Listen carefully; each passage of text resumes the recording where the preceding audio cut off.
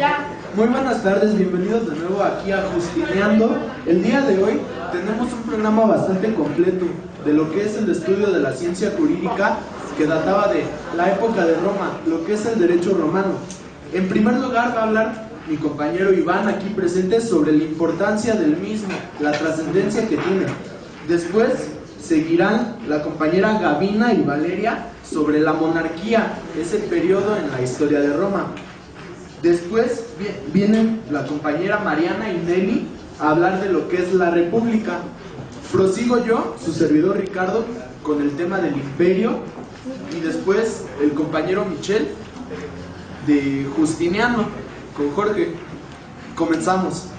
Bueno, compañeros, antes de comenzar me gustaría platicarles un poco acerca del derecho romano, que es un conjunto de costumbres jurídicas, instituciones y principios de naturaleza legal.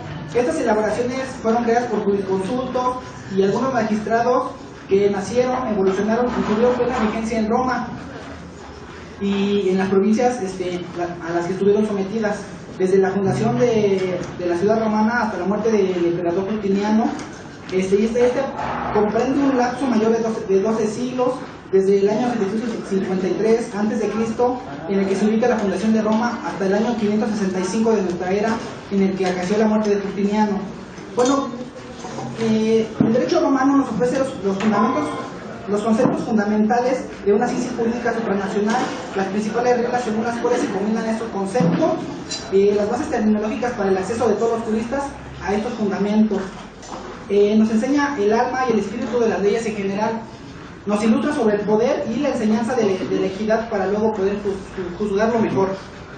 La importancia del derecho romano consiste en la aceptación, la recepción y perduración a través de la historia, que lo hizo convertirse en la base de nuestra legislación hoy en día. Si bien estas leyes fueron creados en Roma para satisfacer las necesidades en esa época, a pesar de la caída del susodicho imperio del derecho romano, o más bien sus bases, hasta la fecha, parte del Corpus Juris Civilis creado o recopilado por Justiniano, siguen vigentes. Bueno, la enseñanza del derecho romano es importantísimo hasta nuestras fechas, ya que hoy en día, por ejemplo, en México cuenta con obras significativas que han puesto en relieve las relaciones estrechas entre nuestra cultura jurídica moderna y las fuentes históricas de Occidente. Como les había comentado, estas transmitidas a través de Justiniano en su Corpus Juris Civilis. Sabemos que el derecho es un producto histórico, importantísimo factor de la unificación. Por eso es que el derecho romano es importante hasta nuestros días. La historia del derecho romano toma una dimensión fisiónoma y distinta y ricamente contrastada, no solo para tomarnos en la dogmática jurídica, sino para aplicar la técnica del derecho en Roma como instrumento útil en el conocimiento e interpretación tanto del derecho privado, el público, y el derecho actualmente que conocemos como social. Bueno, compañeros, le dejo el micrófono a Gavina y Valeria. Buenas tardes, primero que nada, muchas gracias por invitarnos. Bueno, mi compañera Valeria y yo les vamos a hablar acerca del periodo de la monarquía. Somos licenciadas en Historia, egresadas de la Universidad Nacional Autónoma de México. La monarquía es un periodo que se ejerció desde 753 a.C. al 510 a.C. En sus inicios, Roma presenta el aspecto de una ciudad-estado que se empieza a desarrollar formada por mercaderes y comerciantes, pequeños grupos de granjeros, ganaderos que ocupaban un pequeño espacio territorial cerca de unos 450 kilómetros cuadrados de la región de Lacio, con una economía fundamentalmente que fue la agrícola. En esta etapa de construcción social, el régimen monárquico de la supremacía militar es principalmente formado por los grupos latinos y sabinos, dirigidos por Rómulo. Posteriormente viene la influencia etrusca, que en el 550 tiene ya el aspecto de una metrópoli etrusca. Esta influencia por parte de los etruscos ayuda a la cultura principalmente del Imperio Romano, porque les comparten conocimientos de tecnología y de ingeniería, ya sean de los desagües y entre más cosas. Bueno, aquí mi compañera Valeria les va a seguir hablando acerca de la monarquía. Gracias. Bueno, gracias Gaby.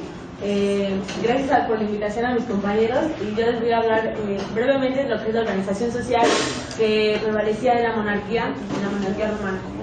Principalmente se encuentran los patricios, que era la clase alta, por así decirlo.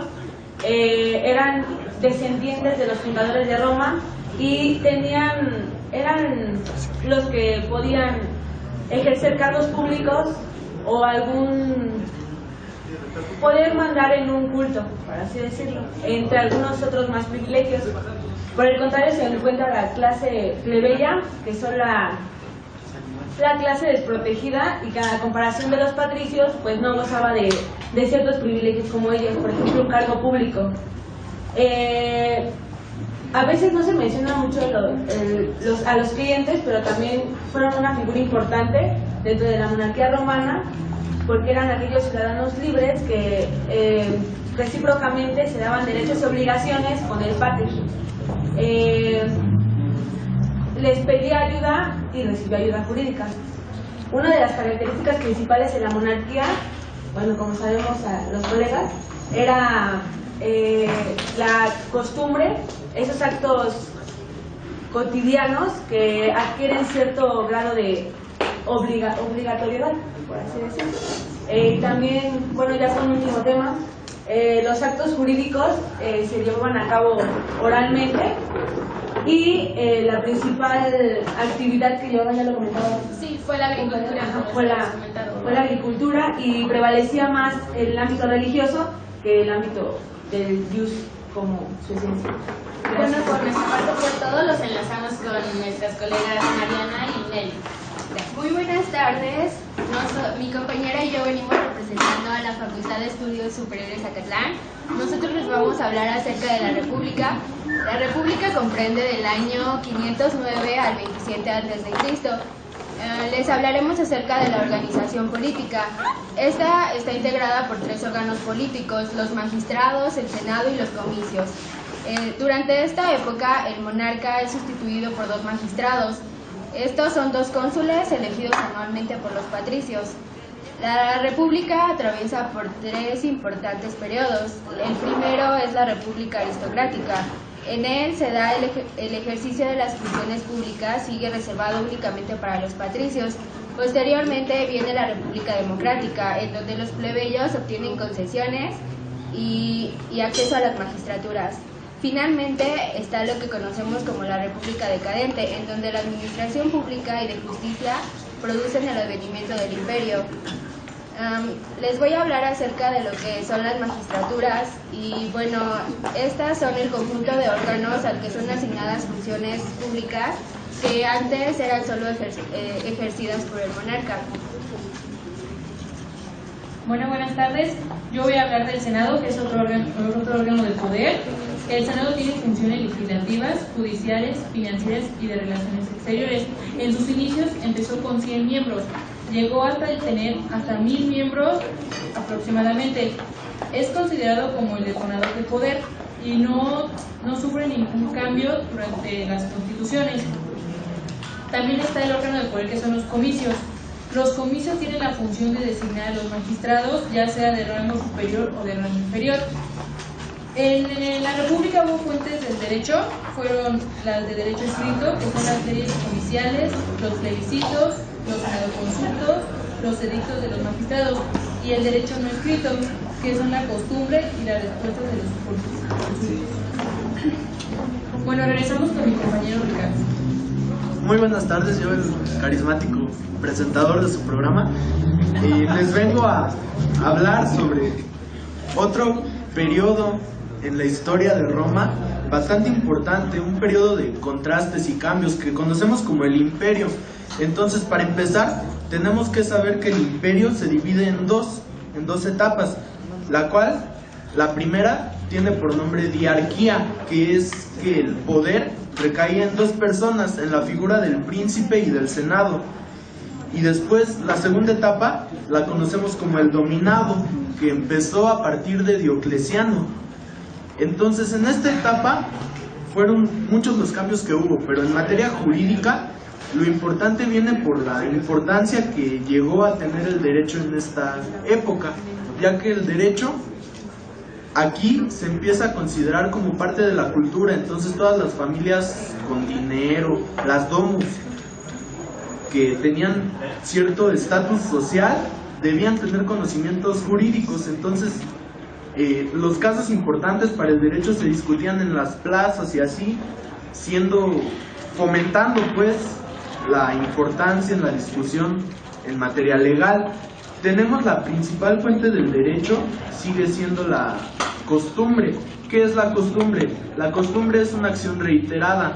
Después, esta misma acción reiterada llega a tener obligatoriedad, que es un principio del derecho romano, et opinio iuris deum necessitatis, que es la creencia de que esta conducta es obligatoria, y de aquí emanan las principales... bueno, entonces teniendo esto en cuenta podemos ver esta época, cómo floreció el derecho romano. Y esto es todo por mi parte. Los dejo con mi compañero Michelle y Jorge, que les van a hablar sobre una figura bastante importante en Roma en materia jurídica, la figura de Justiniano. Adelante. Bueno, muchas gracias antes que nada por la invitación a este programa, de los mejores y los más importantes en nuestro país actualmente. Nosotros vamos a hablar del periodo justinianeo, que se lleva a cabo entre los años 525 a 567 a.C. Yo les voy a dar una introducción sobre compilaciones anteriores a lo que fue la obra en sí de Justiniano, y ya mi compañero Jorge va a hablar en específico sobre la obra y sus partes. Bueno, comencemos con que algunas de las compilaciones que realizó Justiniano fueron el Código Gregoriano. ¿A qué nos referimos con esto? Bueno, el Código Gregoriano fue una compilación privada por el jurisconsulto gregoriano. Comprende un conjunto de constituciones emitidas desde Diocleciano hasta el Séptimo Severo. Después de ello se llevó a cabo el Código Hegemoniano, elaborado por el jurisconsulto Hegemoniano. Esta obra completa la anterior de la que les hablaba, que es el Código Gregoriano. Pero sí, déjalo si quieres. Bueno, esta obra comprende constituciones emitidas de Diocleciano hasta Valentiano. Primero, según algunos autores, fue llamada como Eptimae Iuris. De ahí prosigue el Código Teodosiano. Esta fue una obra realizada por Teodosio II, emperador de Oriente, y aprobada por el Senado en el 426. Este es el primer cuerpo de leyes seleccionado oficialmente y completa algunas constituciones dictadas por Constantino y algunos de sus sucesores. Este código se realiza en el año de 426, en donde sobresale en él una constitución contenida en el Código Teodosiano, a la que llamamos la Ley de Citas, que era un jurado que los jueces de difuntos o del Tribunal de los Muertos, que establece una necesidad de que los jueces se ajusten para resolver casos en las opiniones con fuerza a la ley de 5 jurisconsultos clásicos. Bueno, pasaremos a lo que es la obra en sí y sus partes del Corpus Juris Civilis Justiniano. Bueno, el Corpus Juris Civilis es la gran compilación del derecho romano realizada por Justiniano, ordenada por él entre 529 y 534. Principalmente se compone de 4 grandes partes, como lo son el Código, el Digesto, las Institutas y las Novelas. El Código, a grandes rasgos, es un conjunto de constituciones imperiales. El Digesto es la recopilación de citas textuales de los autores más reconocidos en lo que es la literatura jurídica, por llamarla de alguna forma.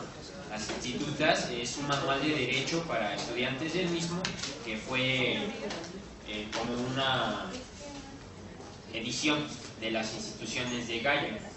Y las Novelas, finalmente, que son las numerosas constituciones expedidas por Justiniano en los años que duró su imperio. Además se les llamó nuevas constituciones o novelas. Fueron compilaciones privadas que, como ya mencioné, se hicieron hasta la muerte de Justiniano, y destacan el Epítome, la Authenticum y una colección posterior de 138 novelas. Bueno, básicamente esta fue la obra de Justiniano. Muchas gracias por su atención en este bello programa. Gracias a los invitados que hicieron unas aportaciones bastante enriquecedoras a la materia. Los esperamos al siguiente programa, que veremos propiamente las personas y obligaciones. Pero esto es todo por el momento. Gracias por su atención. Quisiéramos mostrarles algunas pinturas que fueron donadas a la universidad. Unos óleos. Qué sorpresa. Vaya, ¿le ayudo? Totalmente. Bueno, Y queremos agradecer al Instituto Nacional de Antropología por permitirnos estos valiosos cuadros.